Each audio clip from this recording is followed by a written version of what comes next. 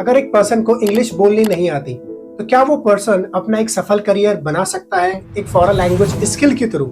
क्या उस पर्सन की जॉब लग सकती है एक फॉरेन लैंग्वेज स्किल के थ्रू अगर उसे इंग्लिश बोलनी नहीं आती तो आज के इस वीडियो में हम इस इंपॉर्टेंट टॉपिक के बारे में डिस्कस करने वाले हैं, क्योंकि पास्ट में मुझसे हजारों लोगों ने क्वेश्चन पूछा है कि सर अगर हमारी इंग्लिश अच्छी नहीं है तो क्या हम एक फॉरेन लैंग्वेज सीख सकते हैं। लेकिन मेरा ये कहना है कि इससे जो इम्पोर्टेंट क्वेश्चन है वो ये है कि सपोज आपने कैसे भी करके एक फॉरेन लैंग्वेज सीख ली, मतलब it's not very much important कि आपको इंग्लिश आनी चाहिए तभी आप एक फॉरेन लैंग्वेज सीख पाओगे, ऐसा नहीं है। हाँ, लेकिन ये जरूर है कि अगर आपको इंग्लिश आती है it becomes very easy for you to learn a foreign language, specially a European language, क्योंकि यूरोपियन लैंग्वेज और इंग्लिश बहुत सिमिलर है एक दूसरे के, तो बहुत इजी हो जाता है आपके लिए एक फॉरेन लैंग्वेज सीखना, स्पेशली एक यूरोपियन लैंग्वेज। लेकिन अगर आपकी इंग्लिश अच्छी नहीं है फिर भी आप एक फॉरेन लैंग्वेज सीख सकते हो, दैट्स नॉट अ प्रॉब्लम। तो आपने कैसे भी करके एक फॉरेन लैंग्वेज सीख ली, ठीक है, आपकी इंग्लिश अभी आपको बोलनी भी नहीं आती है, लेकिन जो इंपॉर्टेंट क्वेश्चन है वो ये है कि फिर आपकी जॉब लग पाएगी कि नहीं लग पाएगी। या आपकी जॉब भी लग गई मान लो कैसे भी करके, तो क्या उस जॉब में आप सस्टेन कर पाओगे कि नहीं कर पाओगे? क्योंकि अल्टीमेटली आपका गोल क्या है एक लैंग्वेज सीखने के बाद? उसमें अपना करियर बनाना, जॉब लगाना, यही आपका पर्पस होगा, राइट? तो द आंसर इज नो। ये बहुत ही मुश्किल है। अब मैं ऐसा क्यों बोल रहा हूँ, इज बिकॉज कि किसी भी ऑर्गेनाइजेशन की, स्पेशली जो कॉर्पोरेट वर्ल्ड होता है, यहाँ की जो वर्किंग लैंग्वेज होती है वो इंग्लिश होती है, ठीक है। तो आप जब वहाँ जाओगे तो आपको वहाँ पर कम्युनिकेशन इंग्लिश में ही करना पड़ेगा। आप अपनी फॉरेन लैंग्वेज स्किल के थ्रू क्या करोगे? या तो आप ट्रांसलेशन करोगे या आप इंटरप्रिटेशन करोगे, राइट? तो वो आप करोगे। मान लो आपको जैपनीज आती है तो आप जैपनीज टू इंग्लिश करोगे या इंग्लिश टू जैपनीज करोगे। वहाँ आप ये नहीं बोल सकते कि नहीं मुझे इंग्लिश नहीं आती तो मैं हिंदी में करूँगा, ऐसा नहीं होता है। आपको वहाँ पर इंग्लिश में ही कहने की एक उनके साथ में कम्युनिकेशन करना पड़ेगा। अपनी सर्विसेज उनको जापानीज टू इंग्लिश या इंग्लिश टू जापानीज में ही देनी होगी।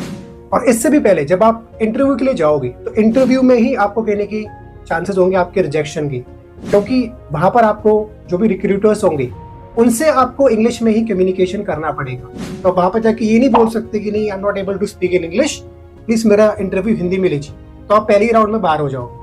इसलिए भी बहुत इंपॉर्टेंट है इंग्लिश का आना। अब यहाँ पर आप बहुत सारे लोगों को लग रहा होगा कि इसका मतलब ये है कि पहले इंग्लिश सीखो, उसके बाद एक फॉरेन लैंग्वेज सीखो, उसके बाद जॉब लगाओ। तो मैं ये नहीं कह रहा हूँ। आप एक फॉरेन लैंग्वेज के साथ में ही इंग्लिश को सीखना स्टार्ट कर सकते हो, क्योंकि मैं जैसे हमेशा बोलता हूँ कि लैंग्वेज एक ऐसा सब्जेक्ट नहीं है जिसको आप दिन में 10 या 12 घंटे पढ़ोगे। तो फॉरेन लैंग्वेज सीखो, लेकिन साइड बाय साइड इंग्लिश को भी अपनी इंप्रूव करते रहो, क्योंकि बिना इंग्लिश के आपकी जॉब लगने में आपको बहुत ज्यादा प्रॉब्लम आने वाली है। यहाँ पे एक डाउट और लोगों को आ रहा होगा कि इंग्लिश कितनी अच्छी होनी चाहिए, कि हमारी क्या इंग्लिश बहुत ज्यादा अच्छी होनी चाहिए उसके बाद हमारी जॉब लगेगी? ऐसा भी बिल्कुल नहीं है। सिर्फ आपको एक बेसिक कॉन्वर्सेशन करना आना चाहिए इंग्लिश में। देखिए, अगर आपकी इंग्लिश बेसिक लेवल की भी है कि आप बेसिक कॉन्वर्सेशन कर पा रहे हो, समझ पा रहे हो, तब भी आपकी जॉब लगने में आपको कोई परेशानी नहीं आएगी। क्योंकि 90% से भी ज्यादा लोग जो फ्लुएंट होते हैं किसी भी लैंग्वेज में, चाहे वो इंग्लिश में है चाहे वो फॉरेन लैंग्वेज में है, वो होते हैं उस वर्किंग एनवायरनमेंट में आगे। जब भी उनकी जॉब लगती है वो वर्किंग एनवायरनमेंट होता है, वो जो वर्किंग जोन होता है ना, वहीं पर लोगों की जो चाहे इंग्लिश हो चाहे फॉरेन लैंग्वेज हो, वहां पर अच्छी खासी फ्लुएंसी उनकी बनती है। ये आप क्वेश्चन पूछ सकते हो उन लोगों से जो लोग वर्किंग है, जिनके बारे में आपको पता है कि इनकी लैंग्वेज अच्छी है, चाहे वो इंग्लिश है चाहे और फॉरेन लैंग्वेज है। Ask this question to those people. 90% से ज्यादा लोग आपको ये बोलेंगे दिस इज ट्रू कि वर्किंग एनवायरनमेंट में आके हमारी जो इंग्लिश है या हमारी जो भी फॉरेन लैंग्वेज है वो बहुत ज्यादा इंप्रूव हुई है। तो इसी आप अपने घर में ना तो इंग्लिश बोलोगे ना कोई फॉरेन लैंग्वेज बोलोगे, ना अपने फ्रेंड्स में बोलोगे, ना अपने रिलेटिव्स में बोलोगे। आपको मौका कहाँ मिलेगा? जहाँ पर आप पढ़ रहे हो एक कोचिंग में, वहां पर भी आप कितनी देर होगी? मान लो हफ्ते में कुछ घंटे, तो उससे फ्लुएंट नहीं होता इंसान, ठीक है। जब इंसान फिर वर्किंग जोन में आता है ना, तो उस वर्किंग जोन में वो लैंग्वेज होंगी वही है, जो वर्किंग लैंग्वेज है वही है, या तो एक फॉरेन लैंग्वेज होगी या इंग्लिश लैंग्वेज है, तो वहां पर आपकी फ्लुएंसी बनती है।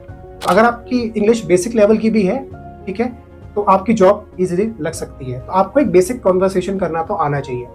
तो ये बहुत इंपॉर्टेंट है आप सबके लिए कि please start learning English as well. तो इस वीडियो को अगर मैं सम अप करूं तो इस वीडियो का जो कंक्लूजन है वो क्या निकला कि आप कोई भी फॉरेन लैंग्वेज सीखो, लेकिन साइड बाय साइड अपनी इंग्लिश को भी इंप्रूव करते रहो, स्पेशली अपनी स्पोकन इंग्लिश को इंप्रूव करो।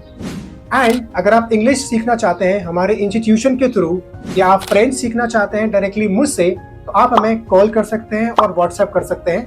हमारा कॉलिंग नंबर और व्हाट्सएप नंबर नीचे डिस्क्रिप्शन में दिया हुआ है।